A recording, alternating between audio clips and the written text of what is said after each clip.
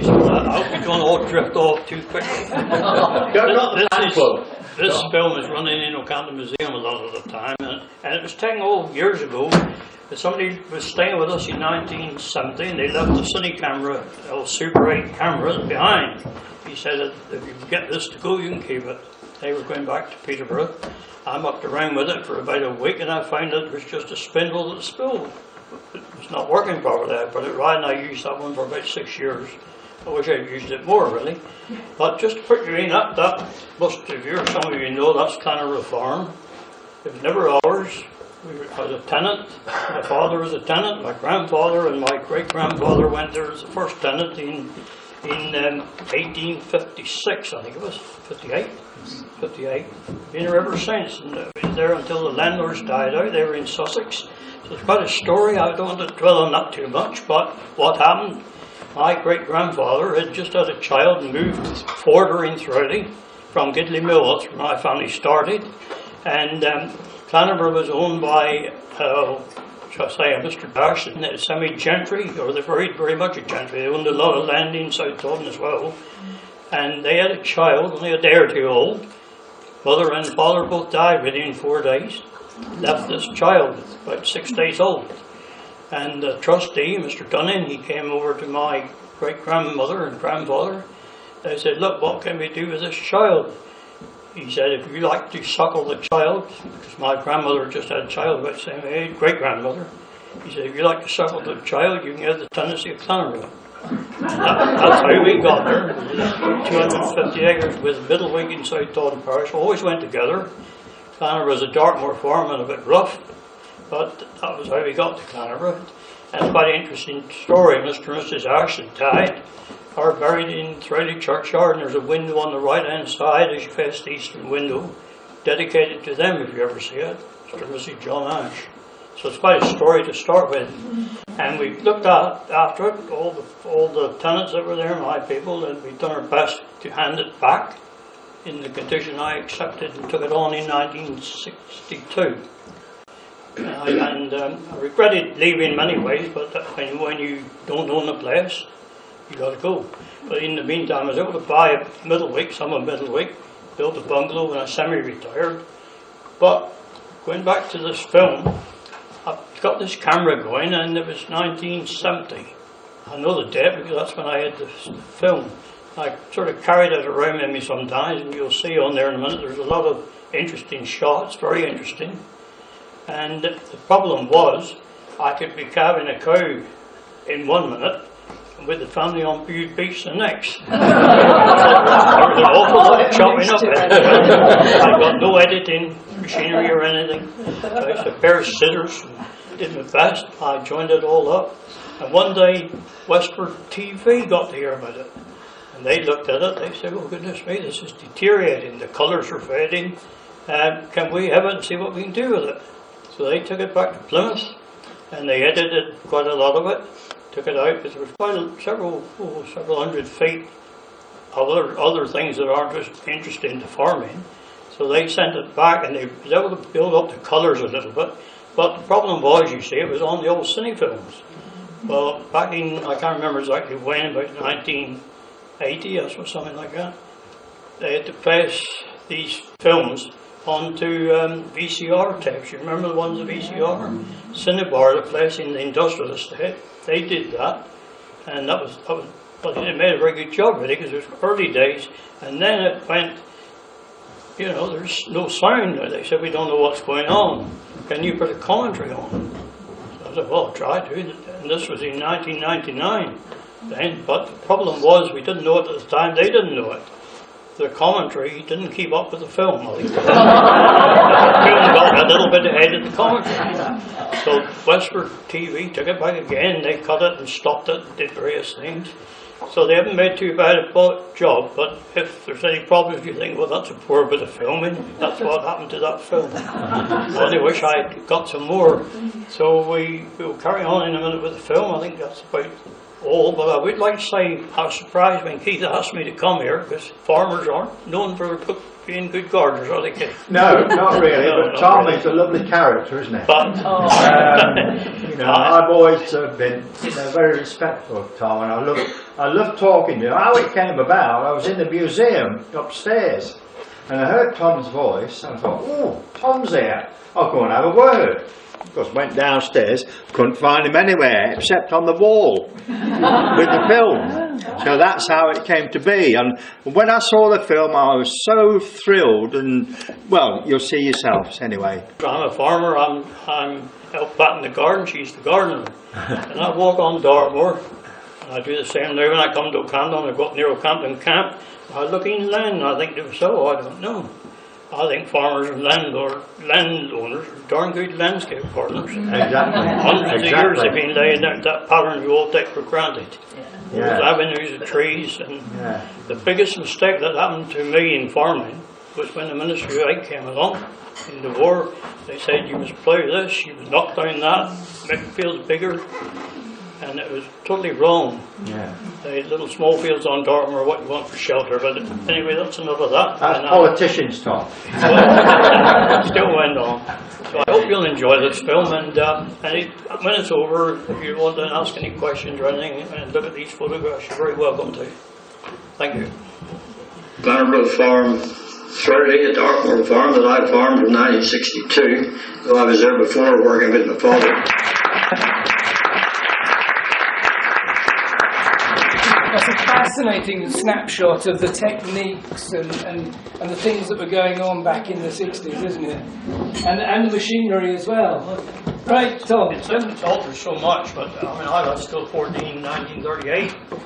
You talk about a lot of the stuff back then. We still had horses then, but of course things have changed. And dipping, you saw the dipping there. Well, of course, we had compulsory dipping pre-war days, so I think it was July the 26th. Every sheep had to be taken off Dartmoor, and the local police actually used to ride around, hire horses to go up and make sure you got it all off. And it was quite a job sometimes with Scotch sheep. You only got one somewhere. You'd run down to the river, you looked at all, you know. Didn't you farmers take them round twice though, so you got more subsidy or something? No, I think I believe that tale is true. You believe that? You heard it. He said, I believe that tale is true. Yeah, well, the gent who did it went to jail, actually.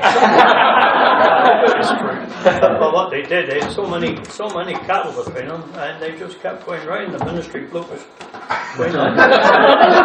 But he did it too often, and when they had a snap check, they came back next day, couldn't find that.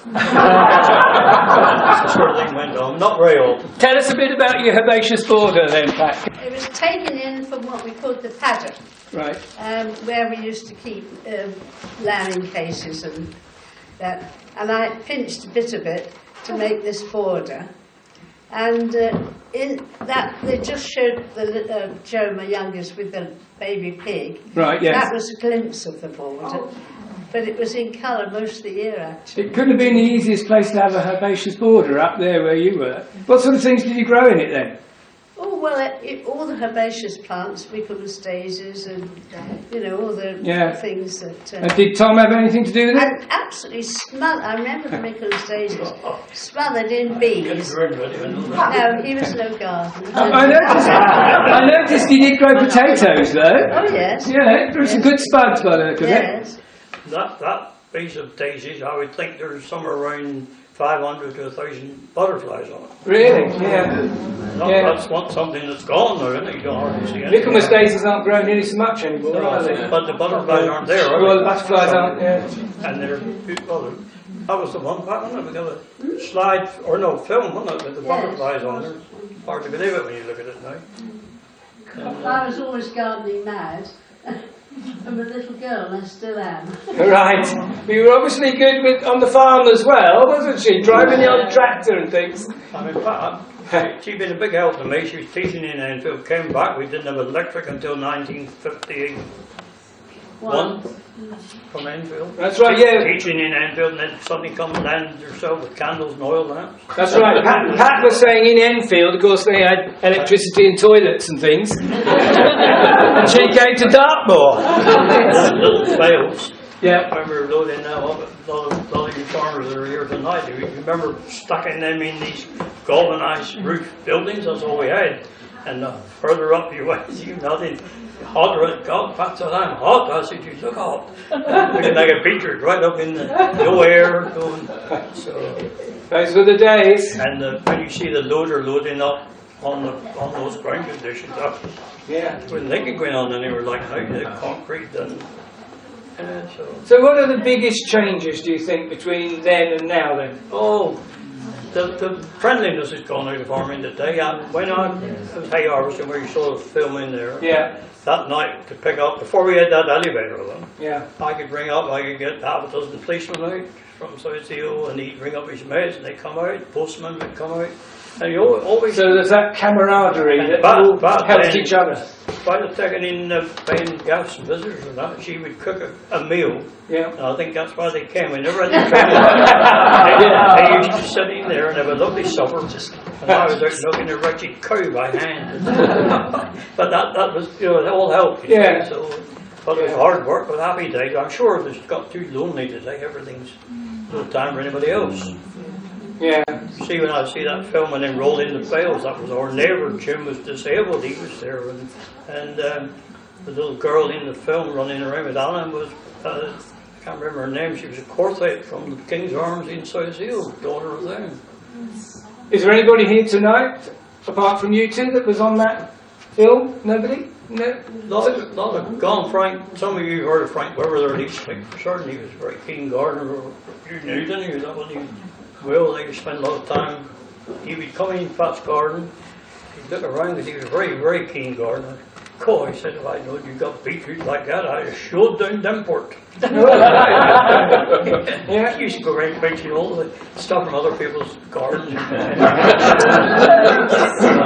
So Pat would have had a veg garden as well. Lovely veg garden, Yeah. really good one. Yeah. Do you remember particularly hard winters? I mean, we always look back and Still think, here.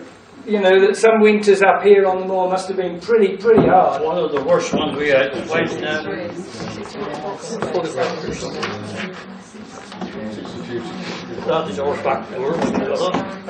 Yeah, he's got photos of 62, 63, which I guess many of, even I was living in the southeast then, and I remember lots and lots of snow, and I know down here there was an awful lot of snow, so it must have been really difficult for you. That's up near, some of you may know Firestone's Common on the old A30.